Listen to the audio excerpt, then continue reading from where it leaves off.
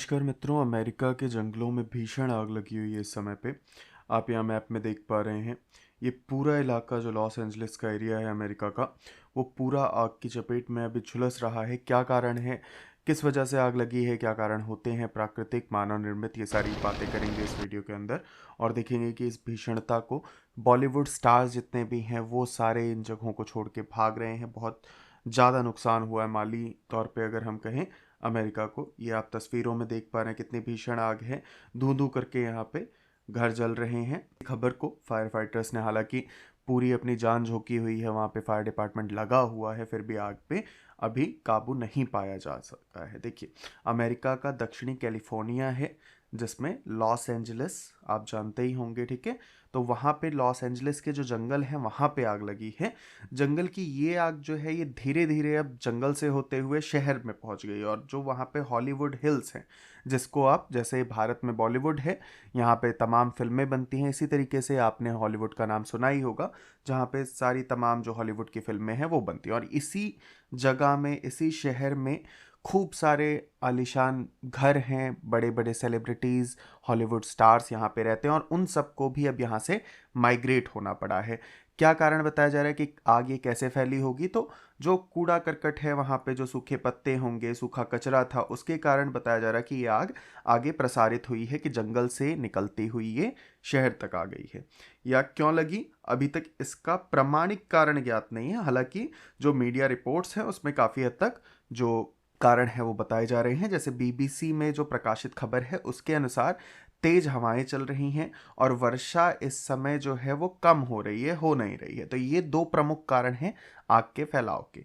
तेज पवनें जो है 100 मील प्रति घंटे तक की रफ्तार से चल रही है, जिससे आग एक जगह से दूसरी जगह बहुत तेजी से प्रसारित हो रही है। जैसा कि आप जानते ही हैं, अमेरिका हो चाहे यूरोप हो, यहाँ पे लकड़ी के मकान बनाए जाते हैं। तो इन लकड़ी के मकानों में लकड़ी की आग पकड़ने की जो संभावना होती है वो बहुत ज़्यादा होती है, और जल्दी जल्दी ये धू धू करके जलता रहता है ना, उसको ईंधन मिलता रहता है जलने के लिए। आग बुझाने के लिए पानी का काफ़ी ज़्यादा वहाँ प्रयोग किया जा रहा है, और इसकी वजह से जो आम लोगों को पानी की सप्लाई हो रही है उसकी मात्रा में भी यहाँ पे कमी देखने को मिली है। अगर हम देखें कि अभी तक के इतिहास में अमेरिका के कैलिफोर्निया के ये अब तक की सबसे भीषण आग, 17,200 एकड़ में ये आग का अभी तक प्रसार हो गया। और लगभग अनुमान लगाया जा रहा है कि $50 बिलियन से अधिक का यहाँ पे आर्थिक नुकसान होने का अनुमान है, ठीक है। 1100 से ज़्यादा जो इमारतें हैं वो जल के अभी राख हो गई हैं।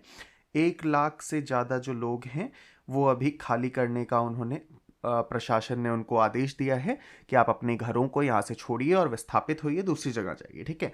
अमेरिका के राष्ट्रपति जो हैं अभी, उन्होंने यहाँ पे इसे राष्ट्रीय आपदा घोषित कर दिया है, यानी कि इसके फलस्वरूप अब संघीय सहायता भी इन लोगों को दी जाएगी, ठीक है। चलिए अब एक बार कारण जान लेते हैं कि आग लगने के क्या क्या कारण हो सकते हैं। जैसा कि हम जानते ही हैं कि दो तरीके के कारण होते हैं, एक होते हैं मानव निर्मित और दूसरा है प्राकृतिक कारण। तो मानव निर्मित कारणों के अंदर एक तो है कि अव्यवस्थित जो हम आग लगा देते हैं।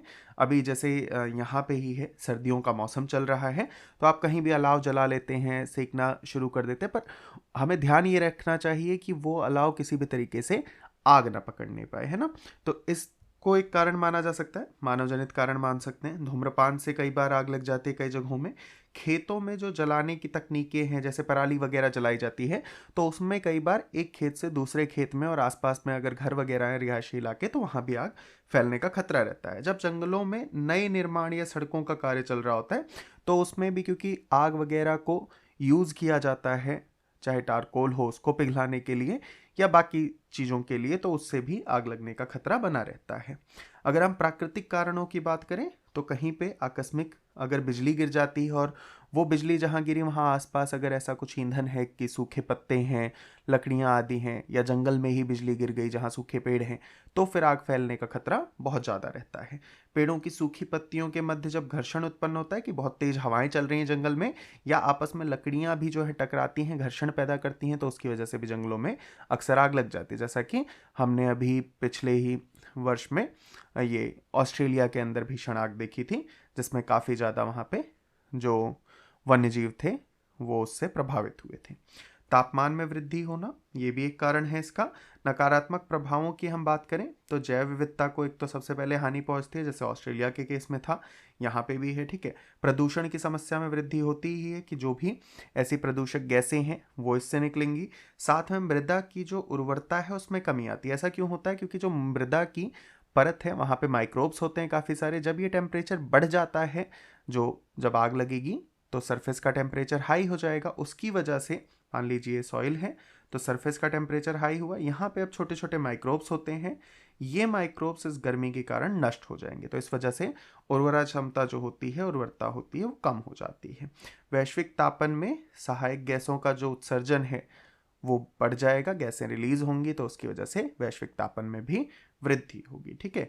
खाद्य श्रृंखला में असंतुलन हो सकता है और आर्थिक क्षति तो इसमें होती ही है। सकारात्मक प्रभावों की अगर हम बात करें, हालांकि नगण्य है, फिर भी कुछ सकारात्मक प्रभाव भी हैं, जैसे कि प्राकृतिक रूप से जब कुछ जंगलों में आग लगती है तो कई बार होता क्या है कि हम एक जैसे पौधों की, पेड़ों की खेती कर रहे होते हैं, या एक जगह पे एक जैसे ही पौधे पेड़ उग गए हैं, ठीक है। तो जब आग लगेगी तो ये नष्ट हो जाएंगे और बाकी के जो दोबारा से इसी तरीके के अलग अलग विविध पौधे हैं वो उगने का यहाँ पे चांस उनको मिलता है, ठीक है। तो ये एक बात हो गई। दूसरा, कुछ वैज्ञानिक अध्ययनों में ये भी निष्कर्ष प्राप्त किया गया है, जो आक्रामक प्रजातियां होती हैं पेड़ पौधों की, वो इसमें नष्ट हो जाती हैं, जिसकी वजह से जो प्राकृतिक तौर पे पाई जाने वाली प्रजातियां हैं उस पर्टिकुलर एरिया की, उनको फायदा मिलता है, ठीक है। तो ये इसके प्रोज और कॉन्स हो गए कुछ, ठीक है। अंत में यही है कि मानव कितना भी बलशाली हो जाए, चाहे आप सुपर पावर होने का दम्भ भरें, पर अंततः जो प्रकृति है वो आपको आपकी हैसियत दिखा ही देती है। आप कितने भी विकसित हो जाइए, कुछ भी कर लीजिए, पर अंततः आप बेबस ही नजर आते हैं, ठीक है। वही यहाँ पे देखने को मिल रहा है। आप इस बारे में क्या सोचते हैं कमेंट में जरूर बताएं। चैनल पे नए हैं सब्सक्राइब कर सकते हैं, इस वीडियो को लाइक करना ना भूलें। मिलते हैं आपसे नेक्स्ट वीडियो में, तब तक के लिए अपना और अपनों का खूब सारा ध्यान रखें।